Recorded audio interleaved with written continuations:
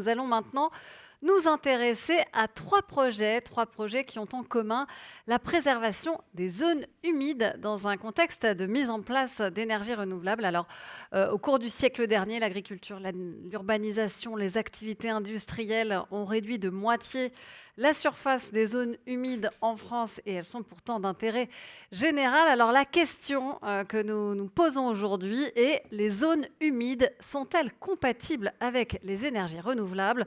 C'est un sujet très important que vous avez été nombreuses et nombreux à plébisciter. Et pour y répondre, j'invite maintenant à me rejoindre Stéphanie Gaucherand, ingénieure-chercheur en écologie à l'INRAE, Pierre Castecker, chargé de mission zones humides et marais à l'Office français de la biodiversité, et Cécile Gomez, responsable du service agro-environnement au sein du groupe REDEN. Bienvenue à tous les trois. On va commencer avec vous, Stéphanie Gaucherand, et vous allez nous parler aujourd'hui d'un indicateur qui permet de quantifier les impacts indirects des projets d'aménagement sur les zones humides. C'est le projet Hydrindic. Alors, comment les porteurs de projets peuvent-ils s'emparer de cet outil? Dans quel but et avec quel partenaire l'avez-vous élaboré? Je vous laisse nous expliquer tout ça, Stéphanie Gaucherand. Et bien sûr, n'hésitez pas à nous poser toutes vos questions sur l'application Imagina.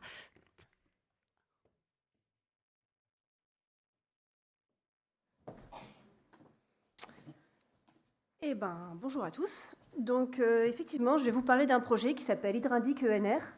Ça a été évoqué ce matin, on en a reparlé cet après-midi. Il y a un certain nombre de projets, un certain nombre d'impacts que le déploiement des parcs photovoltaïques peuvent avoir sur la biodiversité. En général, les premiers impacts qui viennent à l'esprit sont les impacts plutôt faune-flore. Parfois, quand on y pense, sur les connectivités écologiques. Mais comme ça a été dit à l'instant, quand on parle de fonction des écosystèmes, et en particulier des fonctions des sols, on a c'est beaucoup moins évoqué. Donc le contexte dans lequel s'est déployé le projet Hydrindic, c'était que l'impact des projets photovoltaïques au sol sur l'hydrologie et sur les fonctions du sol sont finalement rarement documentés. Ce n'est pas du tout spécifique au photovoltaïque, ça fait suite à un projet Hydrindic précédent qui s'intéressait aux aménagements en général. C'est juste qu'on a choisi de faire un focus sur les parcs photovoltaïques parce qu'ils se déploient actuellement très rapidement. Mais en fait, c'est une réalité qui concerne tous les projets d'aménagement. La difficulté, c'est qu'il y a peu ou pas de suivi avant, pendant ou après les travaux, ni d'évaluation sur ces aspects bien précis. Et donc l'objectif du projet, et du coup aujourd'hui, c'est pas aujourd'hui que je vous apporte la réponse, l'objectif du projet, c'est justement, et quelqu'un me cache l'écran, je me tourne, d'améliorer les connaissances sur les impacts potentiels des projets des centrales photovoltaïques au sol sur les zones humides, avec un focus sur les fonctions hydrologiques et des sols. C'est trop fort ? Ah, on m'entendait pas très bien. Ah. Très bien. Bon, j'espère que vous n'avez pas tout raté. Donc, pour ça, on va mobiliser 2 protocoles de suivi qu'on voudrait mettre en place dans des centrales photovoltaïques qui sont actuellement installées ou qui vont être installées sur des surfaces en zone humide. Donc il y a 2 protocoles qui sont mobilisés. Un protocole piézométrique qu'on a appelé Hydrindic parce que c'est un indicateur qui avait été développé dans le cadre d'une opération de restauration de zones humides, mais qu'on peut aussi utiliser pour le suivi des impacts. Qui va permettre de répondre à la question: quel est l'effet des installations photovoltaïques sur le fonctionnement hydrologique des zones humides? Est-ce qu'il y a une augmentation de l'alimentation en eau? Est-ce qu'il y a une réduction? Est-ce qu'il y a une rupture de l'alimentation? Est-ce qu'il y a des effets drainants, etc. Donc c'est toutes les questions qu'on se pose. Et en parallèle, on va mettre en œuvre un protocole sol qui cette fois-ci vise à répondre à la question: quel est l'effet des installations photovoltaïques sur les propriétés et les fonctions des sols? Vous avez vu juste avant le projet REMED qui regarde ça à large échelle sur l'ensemble des écosystèmes terrestres. Donc nous, on fait un focus sur les zones humides. Et donc là, on va mesurer un certain nombre d'indicateurs: densité apparente, le pourcentage de carbone organique, le potentiel de dénitrification, donc autant de fonctions de sol qui nous intéressent. Le stockage du carbone en fait partie. Donc on va mobiliser ces protocoles avant, pendant et après l'aménagement dans l'idéal, mais on sait qu'on va aussi recourir à des sites déjà aménagés pour des questions de timing. Et pour gérer ça, on va suivre des sites de référence en parallèle, c'est-à-dire des zones humides qui, elles, n'ont pas été impactées par l'aménagement. Donc concrètement, voici un parc photovoltaïque au sol installé sur une zone humide. Donc l'idée, c'est d'aller mettre des piézomètres sous les panneaux, et des piézomètres dans des sites de référence localisés à proximité des zones humides qui sont identiques, qui sont similaires en tout cas, et qui vont permettre de faire une comparaison sur laquelle on va faire exactement les mêmes protocoles. L'avantage, c'est qu'ils sont aussi soumis aux mêmes aléas climatiques, donc s'il y a une sécheresse, s'il y a un changement météorologique, si le changement climatique s'en mêle, les sites de référence seront touchés au même titre que les sites équipés de parcs photovoltaïques. Donc, le protocole sol, ça consiste à prélever un certain nombre d'échantillons. Et le protocole piézométrique, ça consiste à les mettre des tubes en PVC à l'intérieur, donc sous les parcs photovoltaïques et dans les zones humides de référence. Donc, le type de résultat qu'on va obtenir, c'est ce que vous voyez là. Les courbes marron, c'est ce qu'on appelle l'enveloppe de référence. En fait, cette enveloppe, c'est simplement la moyenne et l'écart type de la profondeur de la nappe au cours du temps sur les sites qu'on va dire témoins, donc de référence. Et en vert, vous avez les points de mesure qui sont effectués sous les panneaux photovoltaïques. Dans ce cas précis, on voit que les points de mesure sont à l'intérieur de l'enveloppe de référence. Ça veut dire que le fonctionnement de la zone humide sous le parc photovoltaïque est similaire à celui qu'on trouve dans la zone humide de référence. Donc, dans ce cas-là, il n'y a pas d'impact du parc photovoltaïque sur le fonctionnement hydrologique de la zone humide. Donc, le processus qui est en cours actuellement, donc vous le comprenez, c'est un projet qui débute. On est en phase de sélection des sites. Donc en fait, ce qu'on demande, c'est aux porteurs de projets de nous envoyer une liste de sites qui seraient éligibles et de nous donner quelques premières informations sur ce site. La coordonnée GPS, la date prévisionnelle de début de travaux, de date de mise en service si elle est déjà en service. Donc nous, on va récupérer tous ces sites entre novembre et janvier 2025. Je ne vous cache pas qu'on en a déjà quelques-uns. Donc on cherche simplement à compléter la liste. Et on va demander ensuite aux porteurs de projets, quand le site nous paraît intéressant, de nous envoyer l'étude d'impact. On peut signer des clauses de discrétion s'il y a besoin. Et ensuite, on fait une visite de terrain ensemble, et c'est à ce moment-là qu'il y a une sélection finale des sites. Et à ce moment-là, il y a une convention qui sera faite entre INRAE et le porteur du projet de parc photovoltaïque, et ensuite on met en place les suivis. Et ensuite, les résultats sont à partir de juin 2025. Le projet est parti pour durer au moins 3 ans, peut-être davantage, mais l'idée, c'est d'avoir les premiers résultats déjà au bout de 2 ou 3 ans. Donc nous, on cherche une quinzaine de parcs photovoltaïques en France entière. C'est vrai que pour l'instant, on n'a aucun parc photovoltaïque dans l'ex-région Rhône-Alpes. Comme je suis à Grenoble, ça nous intéresserait. Donc si vous avez des parcs photovoltaïques en région Rhône-Alpes, faites signe, en zone humide. Idéalement, on cherche des parcs photovoltaïques à venir, mais dont les travaux débuteraient en 2025-2026, ou sinon des sites déjà en exploitation.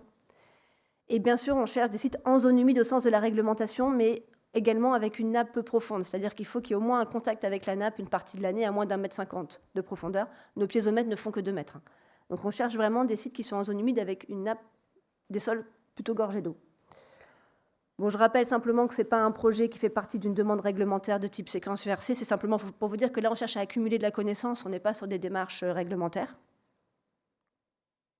Et c'est à peu près tout ce que j'avais à dire sur la question. Voilà, merci.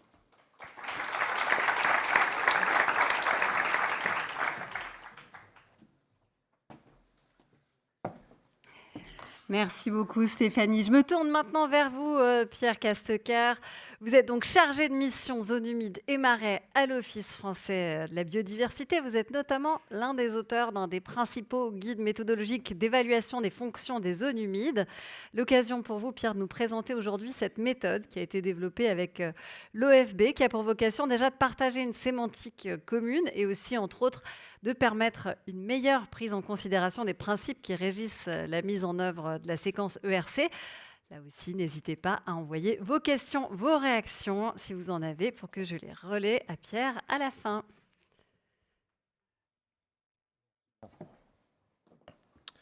Bonjour à tous.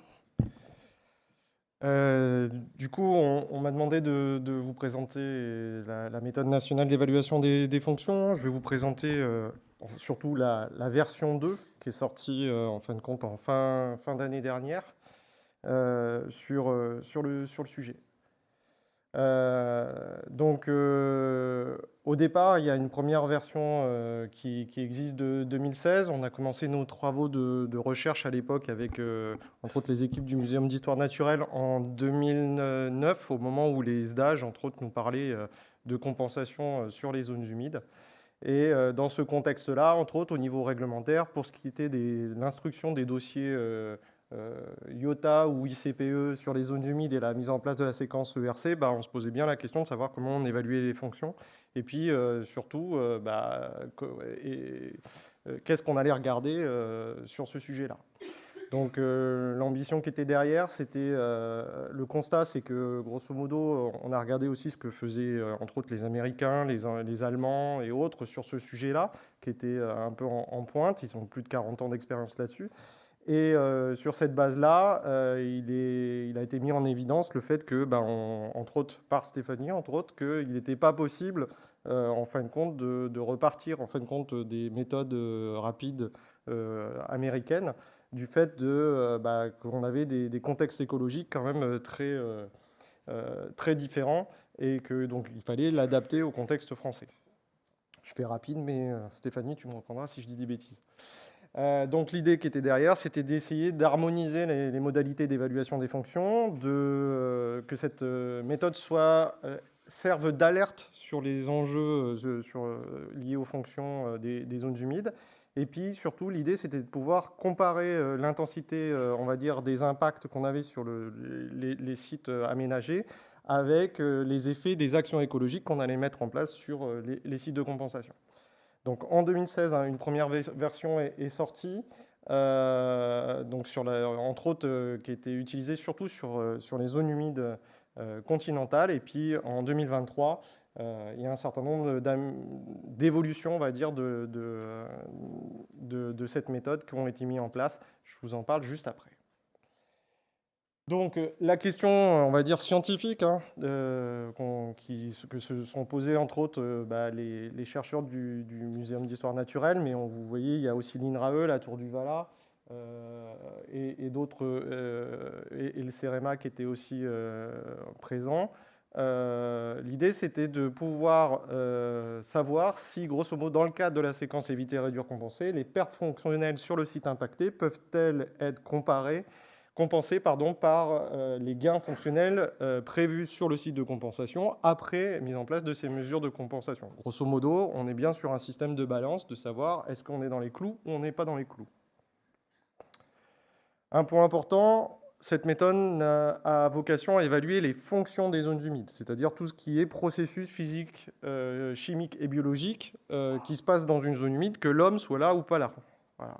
Elle n'a pas vocation à faire de l'état de conservation ni des habitats, ni des espèces, ni de donner des valeurs, ni d'être anthropocentré, c'est-à-dire, grosso modo, définir des services. On est bien sur une entrée fonction, comme demandé au L110-1 du Code de l'environnement.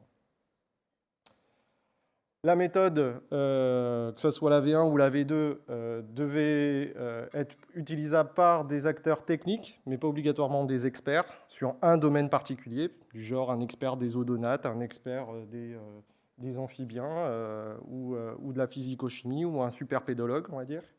Ça devait être reproductible d'une personne à l'autre, et si on ne trouvait pas les mêmes résultats, être capable de savoir pourquoi on n'avait pas les mêmes résultats. Être utilisable toute l'année, bien sûr, à moduler, bien sûr, on évite les périodes de gel, d'enneigement, de sécheresse importante, d'inondation, bien sûr, pour l'appliquer. Ça devait être pratique, communicant, et en même temps, ça devait se faire dans des délais réduits, c'est-à-dire moins d'une journée, selon les principes donnés des Rapid Assessment Methods. La méthode fonctionne avec deux éléments, des éléments issus entre autres de référentiels nationaux, avec des éléments cartographiques, des éléments issus de bases de données, et puis des éléments qu'on va récupérer sur le terrain. Alors, pour la version 2 de la méthode nationale d'évaluation des fonctions, vous voyez les partenaires qui, je ne vais pas les citer un par un, mais ça s'est un petit peu élargi par rapport à la V1. On a aussi récupéré aussi toutes les critiques qui étaient faites de la première version de la méthode nationale, du moment où ces critiques étaient constructives. Voilà. On a continué à faire des tests, entre autres sur un certain nombre de sites à l'échelle nationale, et entre autres, on a rajouté plus de 200 sites de tests. Voilà. Et puis, pour aussi améliorer l'ergonomie, qui était une des critiques faites sur la méthode, il y a eu des groupes de travail pour essayer d'améliorer les choses. Un point important, vous retrouverez la première méthode nationale d'évaluation des fonctions, la V1, avait un seul document, la V2 a 4 documents, pardon. Une qui explique comment est construite la méthode nationale d'évaluation des fonctions et les indicateurs qui sont à l'intérieur. Une deuxième sur tout ce qui est l'interface de dimensionnement, comment fonctionne cette interface de dimensionnement, qui intègre aussi bien des entrées de sciences humaines et sociales et des entrées de SVT. Un référentiel des actions écologiques en zone humide, aussi bien des activités de gestion et de restauration. On parle d'impulsion et de gestion dans le référentiel sur plus de 170 actions écologiques à l'échelle nationale et internationale. Et puis une matrice de trajectoire d'évolution des habitats ENIS, c'est-à-dire est-ce que, grosso modo, de passer de tel habitat à tel habitat, quel est le délai, combien de temps, ça dure beaucoup, il faut beaucoup de temps, peu de temps, ou est-ce que, tout simplement, est-ce que c'est possible? Refaire une tourbière, c'est possible ou pas? Alors, je vais vous présenter un peu les différences entre la V1 et la V2. Un point important, la méthode nationale d'évaluation des fonctions, c'est une méthode qui n'a pas vocation à identifier ou délimiter les zones humides. Ça, vous avez un arrêté national du 24 juin 2008 modifié qui donne des méthodes et des listes de références pour dire si vous êtes en zone humide ou pas. La méthode nationale d'évaluation des fonctions, elle évalue les fonctions. Un point aussi important, cette méthode nationale d'évaluation des fonctions par rapport, par exemple, à Hydrindic ou par rapport au protocole MEO qui s'applique sur les zones humides, est une méthode semi-quantitative, c'est-à-dire on définit l'intensité probable des fonctions. C'est sûr que ce n'est pas en une demi-journée qu'on est capable de dire à quel niveau est la nappe. On est d'accord. Et qu'elle va être ça va être ce niveau piézométrique toute l'année. Ça, c'est pas jouable. Il nous faut des protocoles plus ambitieux comme Hydrindic ou les protocoles MEO. Donc, juste en termes de champ d'application de la méthode, la première version était applicable surtout sur les zones humides continentales. La méthode nationale, la V2, est applicable aussi sur les zones humides littorales et marines, et puis sur les marais. Un point important, pour l'instant, il n'est toujours pas applicable dans les DROM. Au niveau du champ d'investigation lié à la séquence ERC, entre autres, et les lignes directrices qui sont définies dans le Code de l'environnement, la première version permettait de traiter des principes de l'efficacité, de la pérennité, de l'équivalence des fonctions et des habitats, de la proximité géographique, de l'additionnalité écologique. La V2 en fait un petit peu plus, entre autres, sur tout ce qui est équivalence du dimensionnement, la faisabilité des actions écologiques, la proximité temporelle également, et également l'additionnalité aux engagements et la proportionnalité. Alors, qu'est-ce qu'il y a dans cette méthode? En tout, on a 35 indicateurs, donc pas énormément plus que la V1. On a renommé un certain nombre d'indicateurs, entre autres, pour être plus pédagogique. Et puis, vous verrez dans le guide de la méthode qu'on a essayé d'expliquer aussi indicateur par indicateur s'il était proche de 0 ou proche de 1 ou de l'infini, quel était, grosso modo, qu'est-ce que ça voulait dire. Et lié, par exemple, à la séquestration du carbone, et ainsi de suite. Donc, vous avez, entre autres, un diagnostic de contexte, qui vous permet tout simplement de savoir si la compensation a lieu dans une zone avec des caractéristiques physiques et anthropiques homogènes entre le site impacté et le site de compensation. D'alerter aussi sur le fait qu'on peut aussi avoir des habitats d'intérêt communautaire et donc ça vous alerte maintenant automatiquement. Et donc ça permet de justifier les principes de proximité géographique fonctionnelle, d'équivalence qualitative et d'additionnalité aux engagements publics-privés qui sont aussi intégrés à l'intérieur de ce diagnostic de contexte.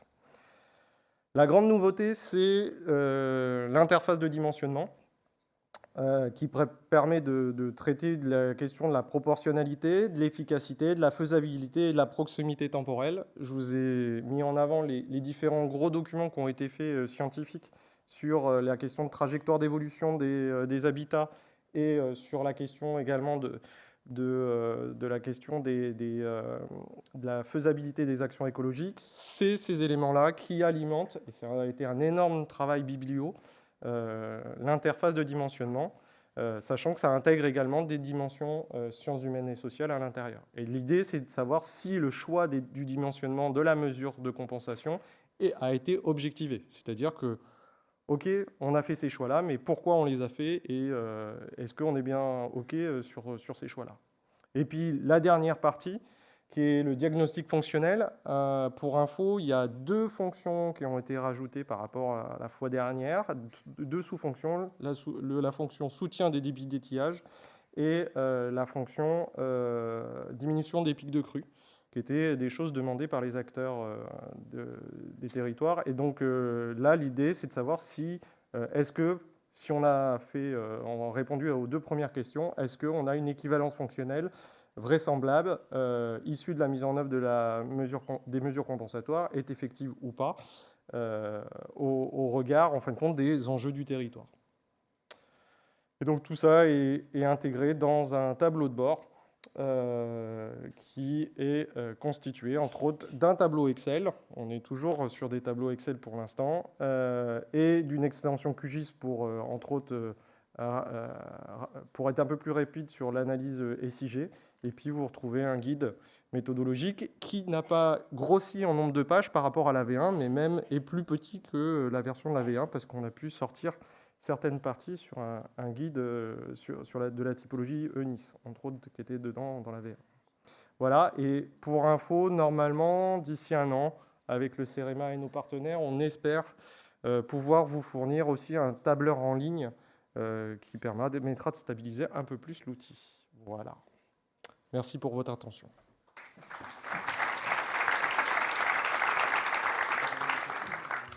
Merci beaucoup, Pierre. Et pour voir ensemble comment l'implication des filières se traduit sur le terrain, je me tourne maintenant vers vous, Cécile Gomez. Vous êtes donc responsable du service agro-environnement au sein du groupe Reden, producteur indépendant d'électricité photovoltaïque. Et justement, on est curieux de connaître vos retours d'expérience sur des projets de centrales photovoltaïques dans des zones humides. Quelles mesures vous avez mises en place et quelles opportunités aussi ça a pu créer pour les zones humides? On vous écoute et puis continuez à poser vos questions. Je vois que ça commence à arriver.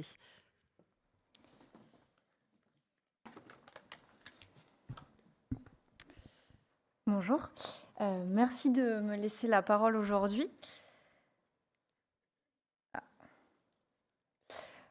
Donc, tout d'abord, avant de rentrer dans le vif du sujet, j'aimerais bien revenir en quelques mots très brièvement sur ce qu'est une zone humide. Donc, une zone humide, c'est un milieu qui est caractérisé par la présence d'eau.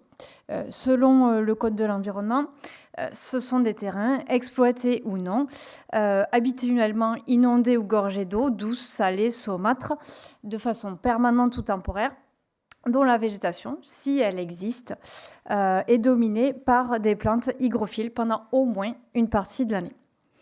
Ces zones humides, elles fournissent une multitude de services écosystémiques qui vont être utiles à la fois pour le maintien des équilibres naturels, mais aussi pour nous, en tant qu'êtres humains, pour les populations.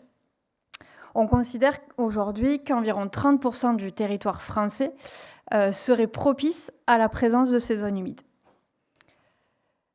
Ces zones humides, ce sont des milieux qui sont extrêmement fragiles, qui sont aujourd'hui à préserver et qui sont confrontés à un nombre croissant d'activités humaines qui vont être de nature à les dégrader, à les dénaturer, voire à les faire disparaître. Selon les chiffres de l'OFB, on estime qu'aujourd'hui, environ 7% des secteurs qui seraient propices à la présence de ces zones humides seraient d'ores et déjà urbanisés et qu'environ 3,2 millions d'hectares seraient drainés pour un usage agricole. Ces dégradations, elles ont des conséquences directes. Et pour prendre un exemple concret, on peut citer les inondations très récentes qui ont eu lieu en France et encore plus récemment et de façon encore plus dramatique en Espagne.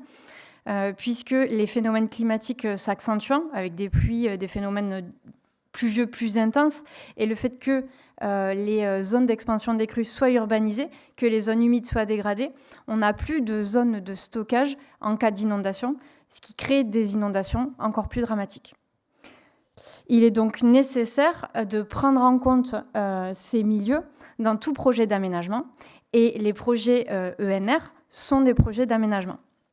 Il nous appartient donc à nous, acteurs de la filière, de traiter ce sujet, de l'intégrer à nos projets, d'autant plus qu'aujourd'hui, certaines entités doutent un petit peu de la compatibilité de nos activités. Donc, on en a parlé tout au long de la journée, comment on prend en compte ces zones humides. Moi, je vous parle un petit peu de projets photovoltaïques, puisque chez Reden, on ne fait pas d'éolien. Mais ça s'applique de la même façon. Tout le monde applique le triptyque éviter, réduire, compenser ou accompagner si nécessaire. Donc, ce qui est fait, c'est que dès les phases amont de projet, on réalise des diagnostics de territoire et on met en avant la présence ou l'absence de zones humides à la fois sur la base du critère habitat de végétation et à la fois sur la base du critère pédologie. On définit une séquence ERCA adéquate et cohérente au regard des enjeux du site.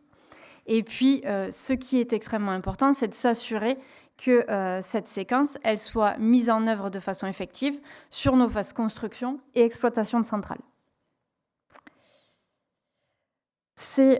Donc aujourd'hui, moi, je vais vous présenter un exemple d'une réussite. Je vais vous parler de la centrale photovoltaïque de Saint-Mazan. Donc, Saint-Mazan, c'est une commune qui est localisée dans le sud-ouest. Peut-être ça s'entend mon accent. On est de là-bas. Donc, dans le Lot-et-Garonne, pas très loin de Marmande pour ceux qui connaissent. Cette centrale, elle prend place sur un terrain qui est concerné par une zone d'activité. C'était une zone délaissée, zone inondable, qui faisait l'objet d'un usage agricole. Donc, ce n'est pas un projet agrivoltaïque, puisque le permis a été obtenu en 2018, la construction initiée en 2020 et la mise en service date de 2021. Donc, ce n'était pas un sujet d'actualité à l'époque. Cette centrale, elle s'étend sur une dizaine d'hectares. Elle présente une puissance d'environ 5 mégas. La technologie utilisée, c'est un système de tracker, donc des suiveurs solaires qui vont suivre la course du soleil. Et les interrangs sont de 6 mètres entre chaque panneau. Donc, dans le cadre de ce projet, ce que nous disait l'état initial du site, c'est que les terrains étaient relativement pauvres en biodiversité, usage agricole, et sur le diagnostic zone humide, on avait une zone humide habitat de végétation qui était apparue dans l'angle est du projet, et l'ensemble des sondages pédologiques qui avaient été réalisés étaient négatifs. Donc, suite à ce diagnostic, on a mis en place une mesure ERC. Donc, on a d'abord évité les milieux qui avaient été identifiés comme zones humides. On a limité au maximum l'ensemble de nos linéaires de pistes lourdes et plateformes de déchargement. On a mis en place des barrières amphibiens lorsque c'était nécessaire. Et on a bien sûr appliqué un planning de chantier précis. Ça, c'était ce qui nous était demandé dans le cadre de nos autorisations réglementaires. Maintenant, chez Reden, quand on peut, on aime bien aller au-delà du juste nécessaire. Et au terme de la construction, on s'est dit, cette centrale, qu'est-ce qu'on peut faire pour l'améliorer, pour en faire un sanctuaire biodiversité ? Et on a réfléchi à plusieurs mesures annexes qui sont venues compléter ce qui avait été décidé initialement.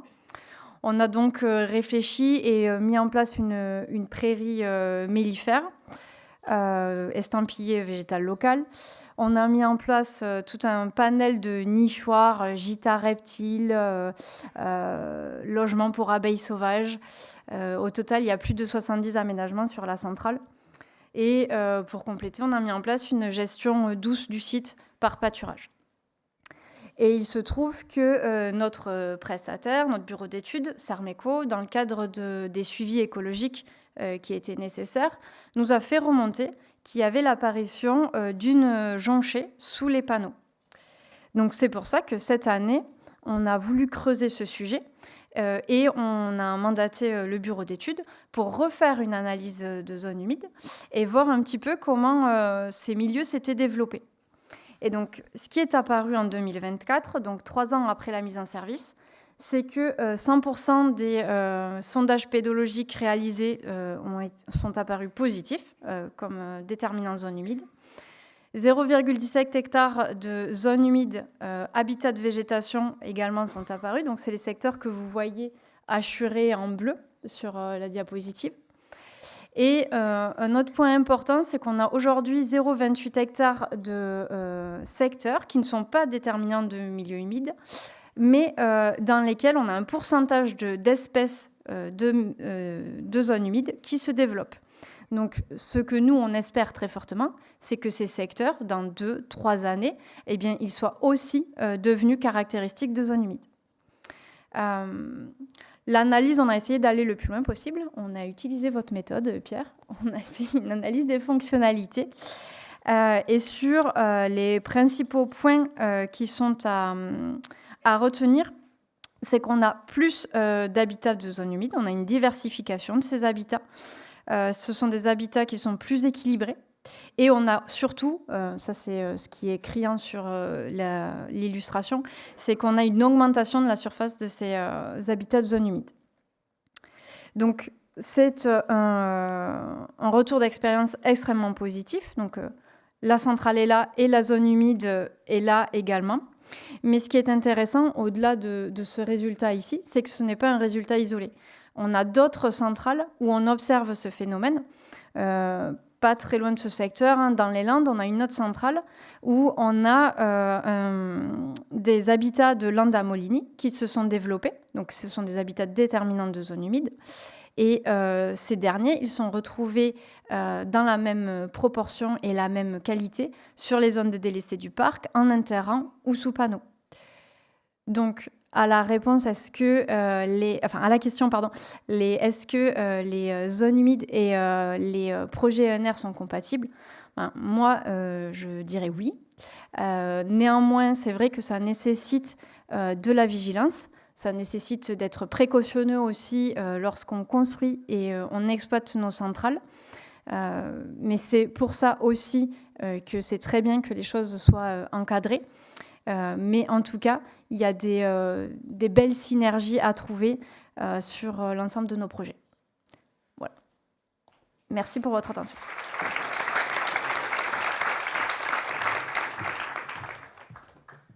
Merci beaucoup, Cécile. Je viens m'installer avec vous. On va prendre quelques questions de la salle. Alors, je les prends par ordre d'arrivée. Donc, je suppose que les premières, elles sont plutôt pour Stéphanie. Des évolutions sont-elles prévues concernant les prescriptions de diagnostic archéologique de la DRAC, car celles-ci ne sont pas vraiment compatibles avec la protection des sols?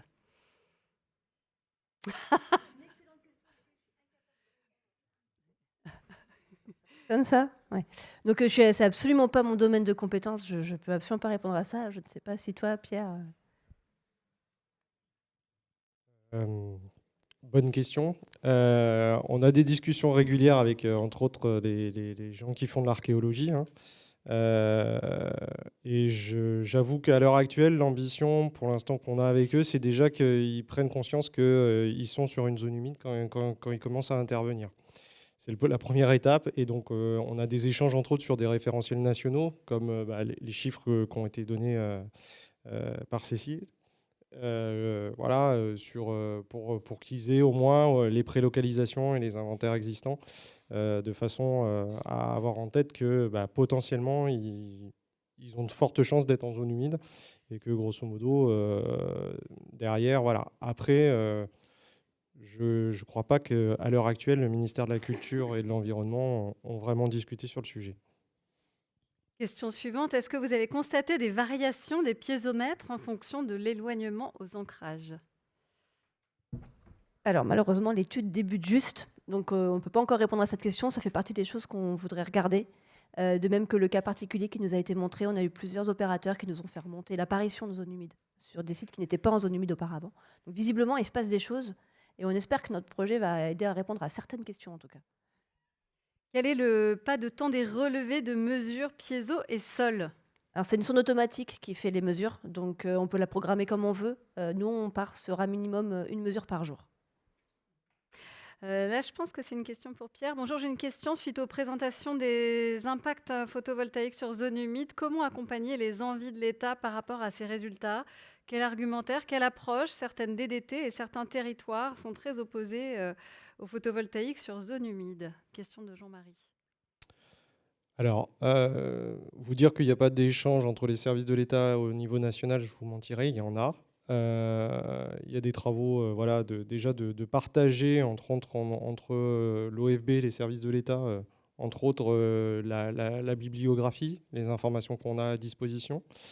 À l'heure actuelle, il y a quand même un certain nombre de territoires où les DREAL ont pris la main sur ce sujet-là et ont mis en place des doctrines régionales.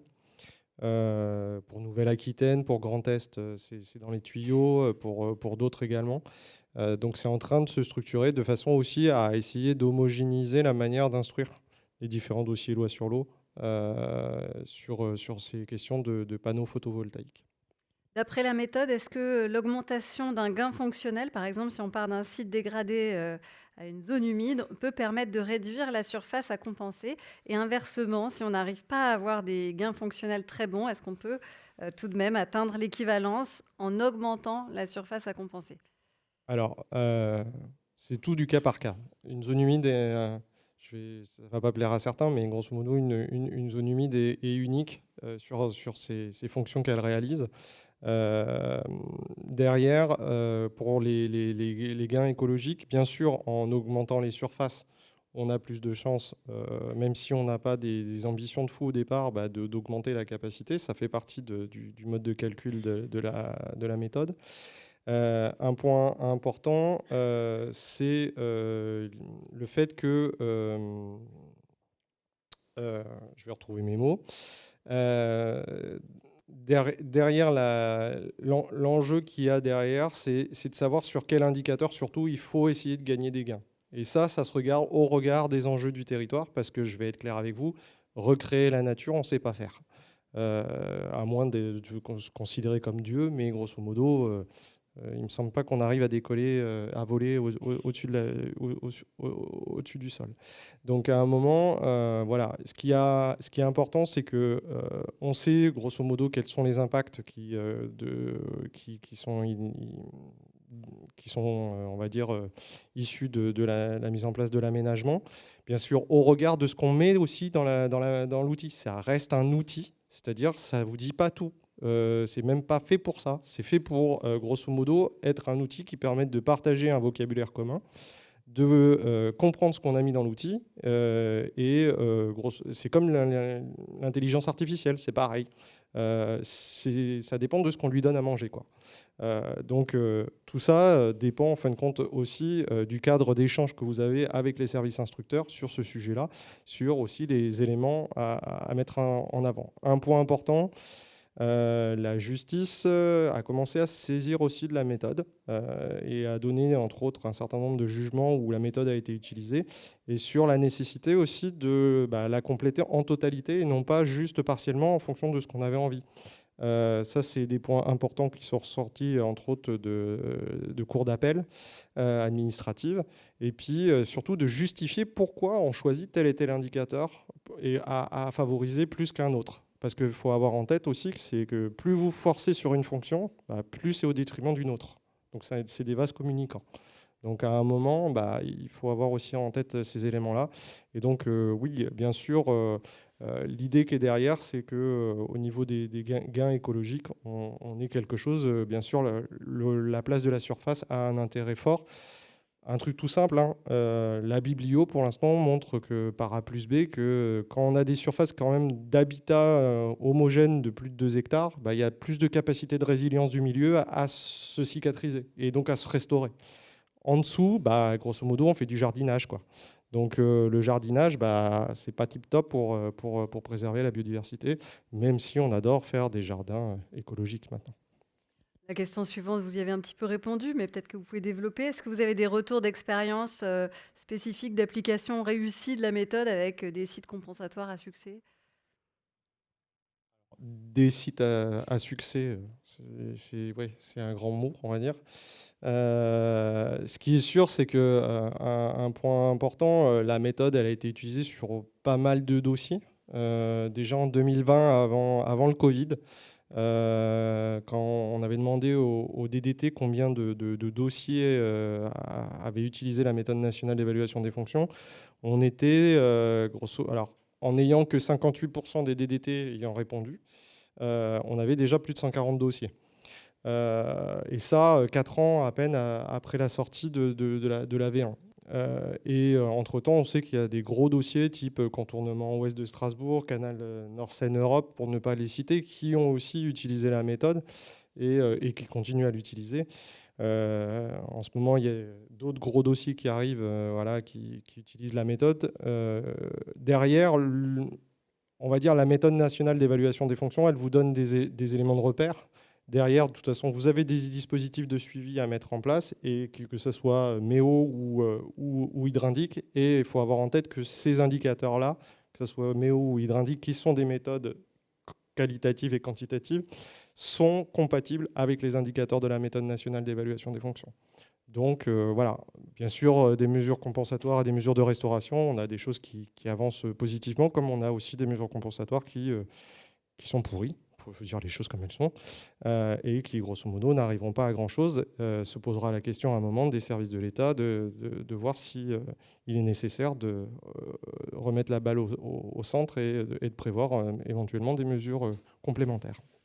Autre question de la salle sur la méthode, on nous demande s'il est nécessaire d'utiliser tous les indicateurs. D'après le juge, oui. Après, les utiliser, c'est une chose. Les renseigner, oui, puisqu'il y a des indicateurs qui montent quand d'autres baissent. Je vous donne un exemple. Une forêt alluviale, une jeune forêt alluviale est plutôt, on va dire, propice au soutien d'étiage, mais pas propice obligatoirement à pas des résultats tip-top pour la séquestration du carbone. Et inversement, plus on va avoir une forêt qui va, on va dire, alluviale qui va vieillir, plus on aura de séquestration du carbone. Mais comme elle y pompe de la flotte, on aura moins de soutien d'étiage établi. C'est un exemple parmi d'autres, mais grosso modo, il y a à avoir en tête qu'il y a des indicateurs qui sont opposés les uns aux autres.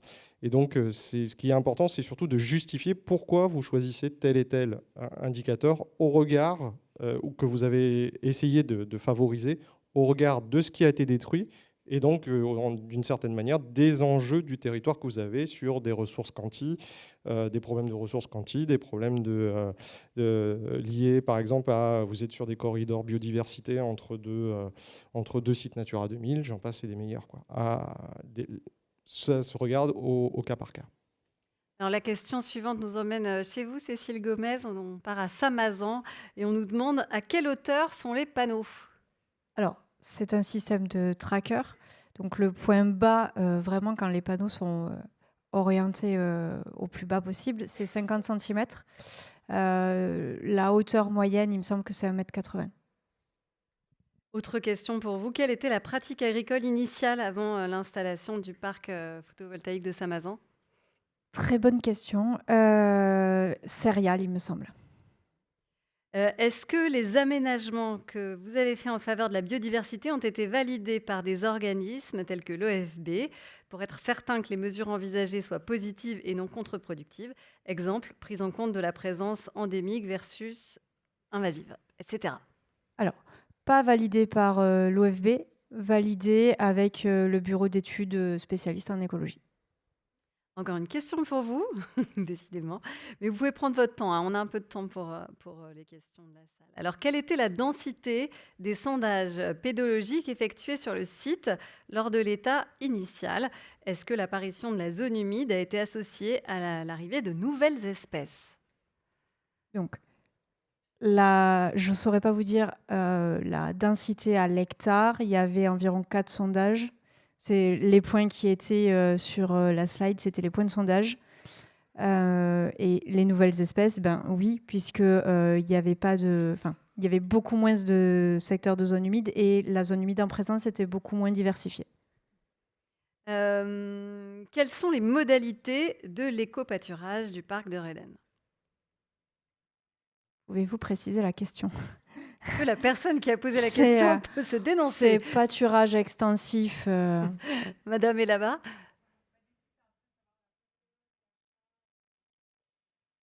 Pâturage extensif, il enlève, il met les brebis au besoin en fonction de l'évolution du milieu.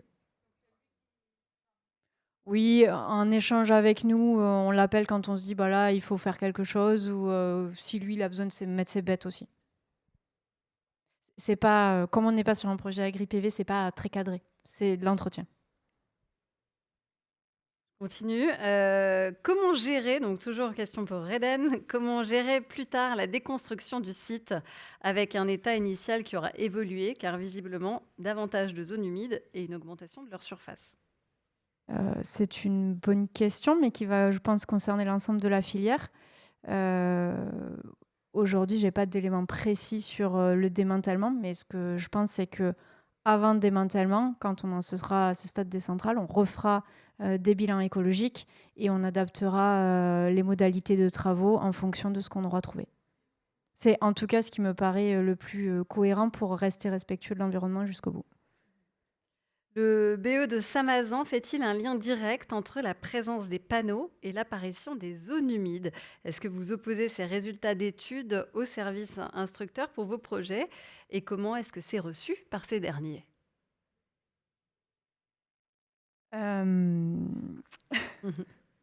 Alors, les résultats, on a fait refaire l'étude là en 2024. Donc non, ce n'est pas encore quelque chose qu'on a utilisé pour défendre des projets. Maintenant, ça reste un retour d'expérience extrêmement intéressant. On ne peut pas forcément le généraliser, hein. Chaque terrain est différent, chaque site a des enjeux différents. Ça permet juste d'illustrer que c'est possible et qu'il ne faut pas fermer toutes les portes sans creuser les sujets. Est-ce que vous avez des réactions, des remarques à ce qui a été présenté par vos collègues? On a encore un petit peu de temps, profitons-en.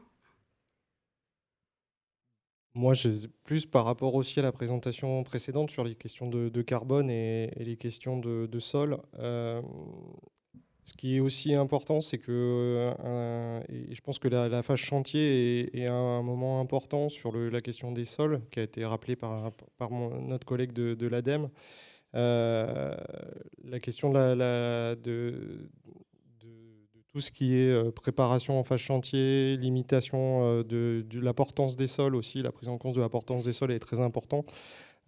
Pour au moins permettre de garantir déjà des sols qui ne soient pas tassés, des sols qui... voilà, parce que derrière, c'est ou de la biodiversité au sens macrofaune ou de l'autre côté, des entrées carbone qui du coup, vont être impactées. Et un sol, ça prend énormément de temps. Et pour les zones humides, même si la partie végétale est la partie, on va dire, visible de l'iceberg, on va dire, et ce qui peut expliquer sûrement le fait que derrière quelque chose de très céréalier où la végétation était peut-être pas encore remise on va dire, en route, il y ait des apparitions qui puissent arriver derrière du secteur de jonchée et autres. Un sol, pour le refaire, c'est un peu pour nous le moteur avec l'eau du fonctionnement d'une zone humide. Si on n'a pas d'eau, si on défonce les sols, grosso modo, notre zone humide, il n'y en aura plus. Donc, du coup, pas de séquestration de carbone et ainsi de suite. Voilà. Après, pour moi, c'est un point important à avoir en tête. Nous, l'entrée eau et l'entrée sol, c'est aussi des difficultés pour trouver des mesures pour les restaurer derrière. C'est-à-dire que restaurer un sol de zone humide, à part pour nous y mettre de l'eau, pour essayer de remettre en place le fonctionnement, on va dire, anoxique avec les bactéries pour ne pas dégrader la matière organique et remettre en place les processus en phase compte de dénitrification et de séquestration du phosphore. C'est la seule démarche, on va dire, qui nous permettrait un peu de redynamiser les sols, mais ça prendra c'est là où on a je vais être clair, hein, sur la méthode nationale, c'est là où on a les résultats les plus faibles, parce que c'est très compliqué par rapport au fait de remettre une végétation, voilà, retrouver quelques habitats, gérer la végétation, ça on sait faire. Refaire un sol, c'est plus compliqué. Stéphanie, une remarque là-dessus? Et je sais qu'il y a des travaux en cours pour essayer de restaurer les sols au sein des parcs photovoltaïques par d'autres collègues qui sont apparemment pas là aujourd'hui. Mais c'est un point important, c'est que la phase de travaux va être primordiale parce que c'est à ce moment-là que va être décidée la manière dont les sols vont être modifiés. Donc il y a vraiment un énorme travail de réflexion à faire pour minimiser les impacts à cette phase-là. Et ensuite, comme il va quand même y en avoir, il y a tout un... Enfin, il y a vraiment des études à faire sur comment restaurer les sols derrière. Et le problème des sols, c'est que selon les cas de figure, ils sont plus ou moins restaurables. Et ils sont aussi plus ou moins fragiles. Donc, bon, il va y avoir des cas de figure assez variés. Et donc, la localisation, encore une fois, va avoir une énorme importance. Une autre question de la salle. Est-ce qu'on peut pressentir que le choix de tracker plutôt que de structure fixe permet un impact réduit, voire positif sur les sols?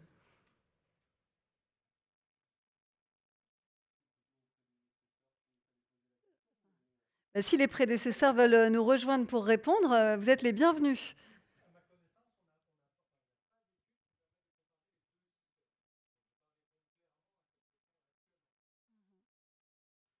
Autre question de la salle. La parcelle de Samazan était-elle drainée ou labourée? Labourée, oui. Drainée, pas à ma connaissance. Comme on a 5 minutes, 10 minutes, allez, j'ai envie de vous faire remonter tous les deux. Vous venez? On aime bien les surprises.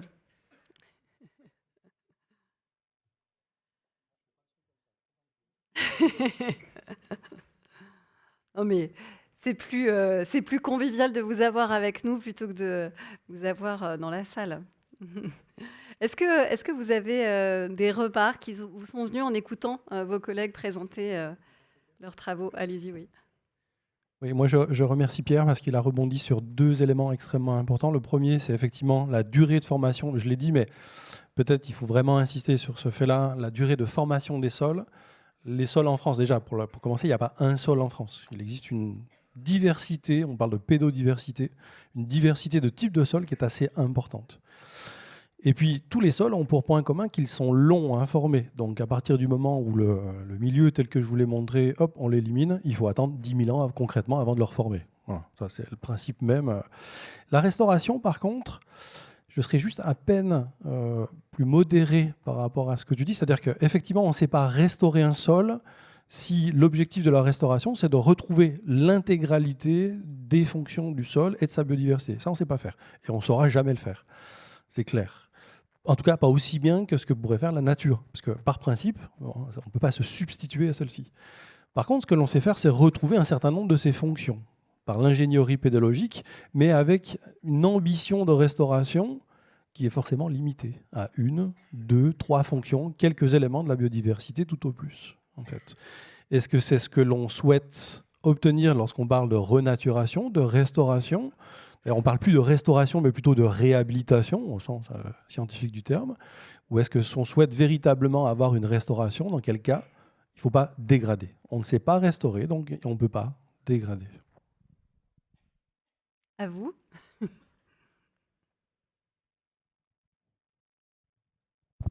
Je ne sais pas si j'ai grand-chose à rajouter, mais moi, ce que j'ai noté, c'est quand même qu'il y a une grande convergence dans tout ce qu'on vient de dire, et en particulier sur l'importance de la phase travaux, des phases chantiers, pour préserver, en fait, que ce soit les zones humides, les fonctions associées au sol.